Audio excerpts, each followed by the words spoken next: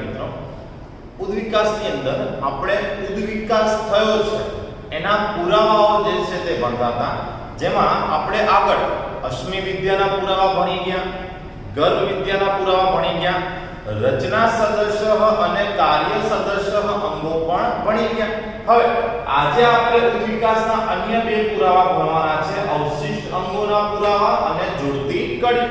તો જોઈએ સૌથી પહેલા આપણે અવશિષ્ટ અંગોના પુરાવા. અવશિષ્ટ અંગો દ્વારા ઉદ્વિકાસના પુરાવા. તો પહેલા તો અવશિષ્ટ અંગો એટલે શું?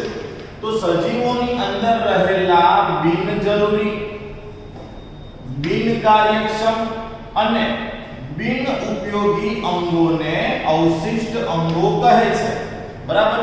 સજીવ જે છે તેના શરીરમાં રહેલા બિનજરૂરી, બિન કાર્યક્ષમ અને બિન ઉપયોગી અંગને અવશિષ્ટ અંગો કહેવાય.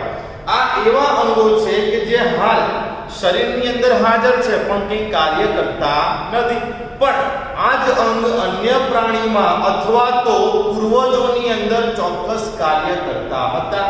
જેમ કે તમને એક એક્ઝામ્પલ આપું કે મનુષ્યના પૂર્વજ તરીકે આપણે વાંદરાઓને ગણીએ છીએ, તો એમની અંદર પૂંછડી હાજર છે અને એ પૂંછડી કાર્યક્ષમ બી છે.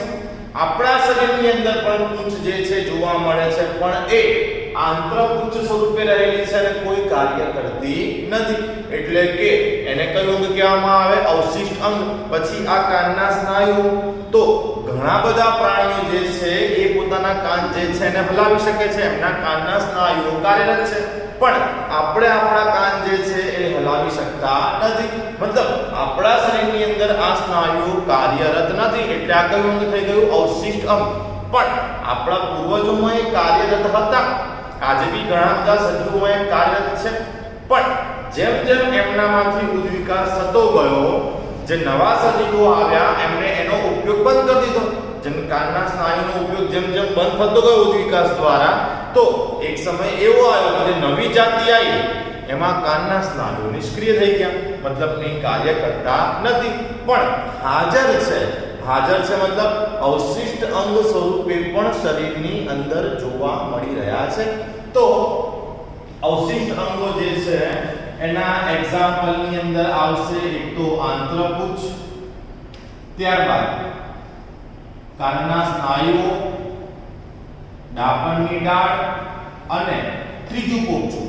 તો આ બધા જ અંગો આપણા શરીરની અંદર હાલ હાજર છે પણ કોઈ કાર્ય કરતા નથી, પણ અન્ય સજીવોમાં તેમજ આપણા પૂર્વજોની અંદર તેઓ કાર્યરત હતા. તો આ પણ ઉદ્વિકાસનો એક પુરાવો રજૂ કરે છે. ત્યારબાદ ઉદ્વિકાસનો અંતિમ પુરાવો આપણે જોઈએ જોડતી કડી. અંતિમ પુરાવો છે જોડતી કડી. બરાબર? તો પ્રાણીઓ કે જેઓ બે નજીકના વર્ગીકરણ વિદ્યાકીય સમૂહોના લક્ષણ ધરાવતા હોય, બે નજીકના સમૂહના લક્ષણ ધરાવતા હોય તેમને જોડતી કડી તરીકે ઓળખવામાં આવે. જેમ કે પેરીપેટ્સ. તો આપણે જાણીએ છીએ કે પેરીપેટ્સ જે છે એ નુપુરક અને સંધિપાદના લક્ષણ ધરાવે છે, એટલે કે નુપુરક અને સંધિપાદ જે છે એને જોડતી કડી કહી શકાય. પેરીપેટ્સ કોને જોડતી કડી છે? નુપુરક અને સંધિપાદ. એનો અર્થ એવો પણ થાય કે નુપુરકનો જ ઉદ્વિકાસ થઈને એમાંથી સંધિપાદ આવ્યા છે. બાલાનોપ્લોસસ. તો બાલાનોપ્લોસસ જે છે એ અપૃષ્ઠવંશી પ્રાણીઓને,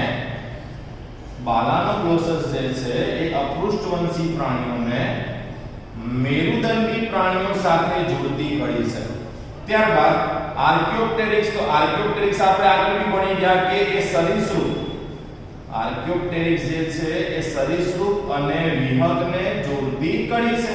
મતલબ કે સરીસૃપ જે છે આ સરીસૃપમાંથી જ વિહંગનું નિર્માણ થયું છે. તો આની સાથે આ ચેપ્ટરમાં આપણે જીવની ઉત્પત્તિ કઈ રીતે થઈ એ પણ જોયું. ઉદ્વિકાસ જે છે એ ક્રમિક પૃથ્વી પર થયો છે એ પણ આપણે ભણ્યા, અને ઉદ્વિકાસ થયો છે તો એની સાબિતી આપવા માટે આપણે અશ્મિ વિદ્યાકીય પુરાવાઓ, ગર્ભ વિદ્યાકીય પુરાવાઓ, રચના સદસ્ય અને કાર્ય સદસ્ય અંગો તેમજ અવશિષ્ટ અંગો અને જોડતી કડીનો પણ અભ્યાસ કર્યો. તો આની સાથે આપણા ઉદ્વિકાસના પુરાવાઓ જે છે તે પૂરા થયા. તો વિદ્યાર્થી મિત્રો, ઉદ્વિકાસ જે છે એના પુરાવાઓ પૂરા કર્યા બાદ આપણે ઉદ્વિકાસનું એક રસપ્રદ અવલોકન છે એનો આપણે અભ્યાસ કરીએ. તો ઔદ્યોગિક ક્રાંતિ થઈ તે પહેલાના સમયગાળા દરમિયાન, ઔદ્યોગિક ક્રાંતિ થઈ તે પહેલાની વાત છે કે ઇંગ્લેન્ડના એક ચોક્કસ વિસ્તારમાં બે અલગ અલગ રંગના ફુદ્દાઓ જોવા મળતા હતા. એક સફેદ રંગના ફુદ્દા હતા, એટલે કે સફેદ રંગની પાંખો ધરાવતા ફુદ્દા, અને બીજા ઘેરા રંગની પાંખો ધરાવતા ફુદ્દા હતા. હવે ઔદ્યોગિક ક્રાંતિ થઈ તે પહેલા આપણે બધા જ જાણીએ છીએ કે પ્રદૂષણનું પ્રમાણ ખૂબ જ ઓછું હતું, અને આપણે એવું ભણી ગયા છે કે જ્યાં પ્રદૂષણ ઓછું હોય ત્યાં લાઇકેનની સરળતાથી વૃદ્ધિ થાય, જ્યાં પ્રદૂષણ ન હોય ત્યાં લાઇકેન વૃદ્ધિ પામે, જ્યાં પ્રદૂષણ હોય ત્યાં લાઇકેન વૃદ્ધિ કરી શકે નહીં. તો ઘટના એવી ઘટતી હતી કે શરૂઆતના સમયમાં, એટલે કે ઔદ્યોગિક ક્રાંતિ પહેલા પ્રદૂષણ ખૂબ ઓછું હતું. એક ચોક્કસ વિસ્તારમાં બે પ્રકારના ફુદ્દા હતા, સફેદ પાંખોવાળા અને ઘેરી પાંખોવાળા. હવે પ્રદૂષણ ઓછું હોવાને કારણે ઝાડના થડ ઉપર સફેદ રંગની લાઇકેન જે છે એ વિકાસ પામતી હતી. ઝાડના થડ ઉપર સફેદ રંગની લાઇકેન વિકાસ પામતી હતી. હવે એ લાઇકેન ઉપર બે પ્રકારના ફુદ્દા જઈને બેસતા. કયા? સફેદ રંગવાળા અને ઘેરા રંગવાળા. તો લાઇકેન સફેદ રંગની હોવાથી એની પર જ્યારે સફેદ રંગનું ફુદ્દું બેસે તો જલ્દી ખબર પડે ને કે ફુદ્દું ક્યાં બેઠું છે, કારણ કે રંગ બંનેનો એક સરખો હોવાથી જલ્દી ફુદ્દાનો આપણને આઈડિયા આવે નહીં. પણ એ જ સફેદ રંગની લાઇકેન પર જ્યારે ઘેરી પાંખ વાળું ફુદ્દું બેસે તો એ તરત આપણને દેખાઈ જાય. એટલે થયું શું કે પ્રદૂષણ ઓછું હતું. સફેદ રંગના ફુદ્દા અને ઘેરી પાંખ બંને વાળા ફુદ્દા જે છે, બંને ફુદ્દા જે છે એ ત્યાં લાઇકેન ઉપર બેસતા, એટલે કે ઝાડના થડ ઉપર બેસતા. તો જે શિકારી પક્ષીઓ હોય કે અન્ય શિકારી સજીવો હોય તેઓની નજરમાં ઘેરા ફુદ્દા તરત આવી જતા હતા અને એમનો શિકાર થતો હતો. જ્યારે સફેદ ફુદ્દા પોતાના રંગના કારણે આ લાઇકેનની અંદર સમયદાર બચી જતા. મતલબ સફેદ રંગના ફુદ્દાઓનો શિકાર ઓછો થતો, ઘેરા રંગના ફુદ્દાઓનો શિકાર જે છે એ વધુ થતો હતો.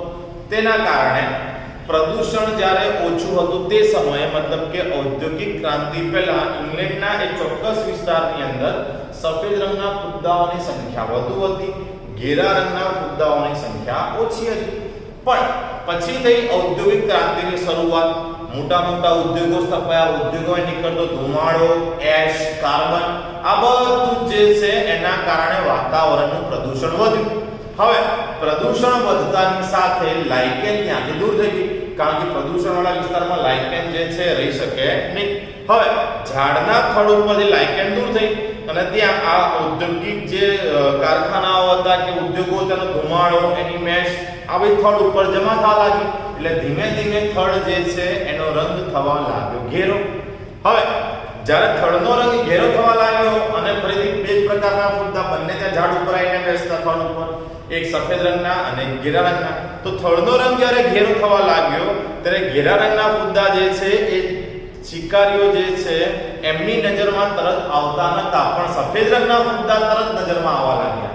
એટલે પછી સફેદ રંગના ફુદ્દાઓનો શિકાર થવા લાગ્યો અને થોડાક જ સમય બાદ એવું થયું કે સફેદ રંગના ફુદ્દાઓની સરખામણીમાં ઘેરી પાંખવાળા ફુદ્દાઓ જે છે એમનું પ્રમાણ વધી ગયું. મતલબ જે પ્રકારે વાતાવરણના ફેરફાર થતા ગયા તે પ્રકારે તેમાં યોગ્ય અનુકૂલન ધરાવતા કે યોગ્ય કુશળતા ધરાવતા સજીવો ટકી ગયા અને બાકીના સજીવો જે છે એમની સંખ્યામાં આપણને ઘટાડો જોવા મળે. તો આવું એક રસપ્રદ ઉદાહરણ છે. આપણે જોઈએ ઇંગ્લેન્ડની અંદર પ્રાકૃતિક પસંદગી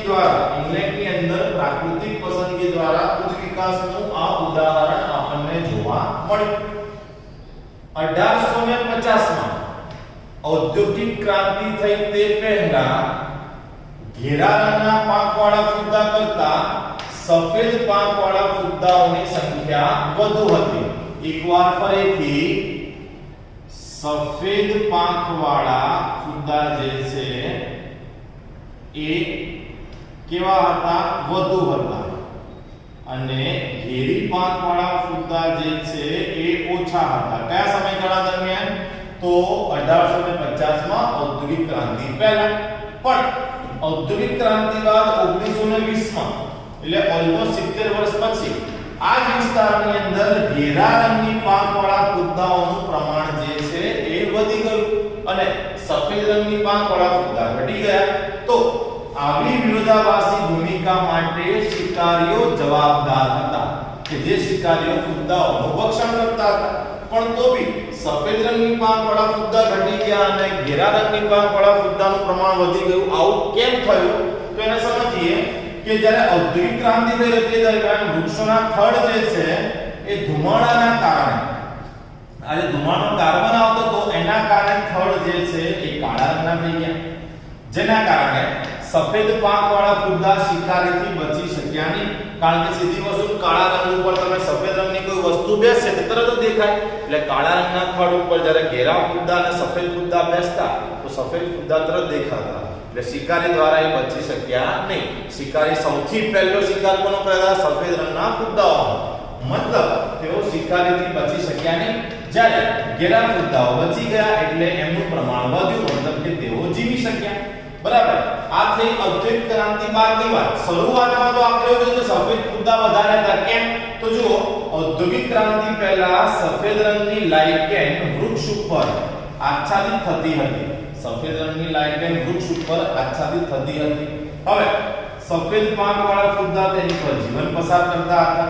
જ્યારે ઘેરા રંગના ફુદ્દા જે હતા એ શિકારી દ્વારા પકડી જતા. કારણ કે શરૂઆત તો થડ ઉપર સફેદ લાઇકેન હતી એટલે સફેદ ફુદ્દા એમાં તરત દેખાય નહીં, પણ ઘેરા ફુદ્દા જે છે એ તરત જોઈ શકાય. એટલે એમનો શિકાર વધુ થતો હતો. ક્યારે? ઔદ્યોગિક ક્રાંતિ પહેલા. પણ ઔદ્યોગિક ક્રાંતિ શરૂ થઈ એટલે લાઇકેન જે છે તો પ્રદૂષણ ઇન્ડિકેટર છે. આપણે અત્યારમાં ધોરણ ભણી ગયા કે જ્યારે લાઇકેન હાજર હોય ત્યારે પ્રદૂષણ ઓછું, લાઇકેન ગેરહાજર તો પ્રદૂષણ વધારે. મતલબ વાતાવરણમાં SO2 વધ્યો અને SO2 વધવાને કારણે ત્યાં લાઇકેનનો વિકાસ થયો અને લાઇકેન દૂર થઈ. મતલબ કે પ્રદૂષણ વધવાને કારણે તે વિસ્તારમાંથી લાઇકેન જે છે તે દૂર થઈ ગઈ. હવે લાઇકેન દૂર થઈ એના કારણે સફેદ રંગના ફુદ્દા રક્ષણ મેળવી શક્યા નહીં અને તેમની સંખ્યામાં ઘટાડો જોવા મળ્યો. જ્યારે આ તો વાત થઈ શહેરોની. ગ્રામ્ય વિસ્તારમાં કેવો? ગ્રામ્ય વિસ્તારમાં તો ઉદ્યોગો ઓછા હતા અથવા ઉદ્યોગો હતા જ નહીં, તો ત્યાં ઘેરા રંગના ફુદ્દા ઓછા હતા અને સફેદ રંગના ફુદ્દા વધુ હતા કે જે મિશ્ર વસ્તી દર્શાવે છે. તો આને ઔદ્યોગિક મેલાનિઝમ તરીકે પણ આ જે થિયરી છે આપણને પરીક્ષામાં આ રીતે પણ પૂછાય કે ઔદ્યોગિક મેલાનિઝમનું ઉદાહરણ સમજાવો. ઔદ્યોગિક મેલાનિઝમનું ઉદાહરણ સમજાવો. તો આ થિયરી આપણે સરળતાથી સમજાવી શકીએ. એટલે આ ઇંગ્લેન્ડની અંદરનું ઔદ્યોગિક મેલાનિઝમનું ઉદ્વિકાસ માટેનું જે ઉદાહરણ હતું તે ઉદાહરણ આપણે પૂરું થયું.